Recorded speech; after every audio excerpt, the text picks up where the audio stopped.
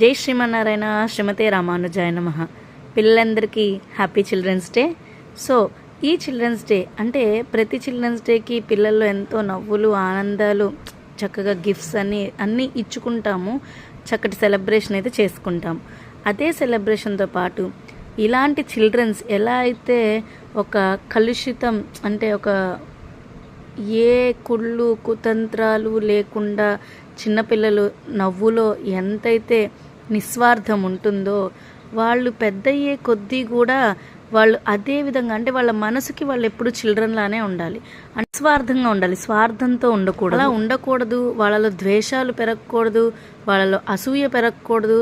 ఇవన్నీ ఏది జరగకూడదు అని అంటే మనం ఎల్లప్పుడూ వాళ్ళకి రామాయణ, మహాభారతాలు, భాగవతం ఇవన్నీ చెబుతూ అందులో రామయ్య ఎన్ని కష్టాలు పడ్డాడు, అయినా ఒక మాట మీదే ఉంటాడు రామయ్య, కృష్ణయ్య ఎంతోమందికి సహాయం చేస్తాడు, ఎంతటి వాడు కిందకి వచ్చి మనతో సులభంగా కలిసి ఉన్నాడో అలాగే మన పిల్లలకి కూడా మనము ఏదో డబ్బు ఉంది, లగ్జరియస్గా బతకాలి, వీళ్ళతో మాట్లాడకూడదు, ఇలాంటివేం లేకుండా అందరితో కలుపుకునే మనస్తత్వం ఉండేలాగా, ప్రేమలు ఉండేలాగా, ఏ ద్వేషం లేకుండా, అసూయలు లేకుండా అలా మనం పెంచగలిగితే ఈ రోజుల్లో జరిగే ఘోరాలు ఎన్నిటినో మనం ఆపగలం. ఇప్పుడు జరిగే ఘోరాలు రోజుకు ఒక న్యూస్ వస్తున్నాయి మనకి.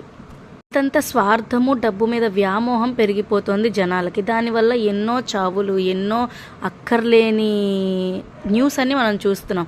ఇవన్నీ రేపటి రోజున ఫ్యూచర్లో మన పిల్లల టైం కన్నా ఆ ఎఫెక్ట్ తగ్గాలి అని అంటే మన పిల్లల్ని మన చేతిలో ఉంది. ఏ విధంగా పెంచాలి అనేది, సనాతన ధర్మానికి దూరం చేయకూడదు, ఏది చెడు ఏది మంచి అనేది తెలియజేయాలి.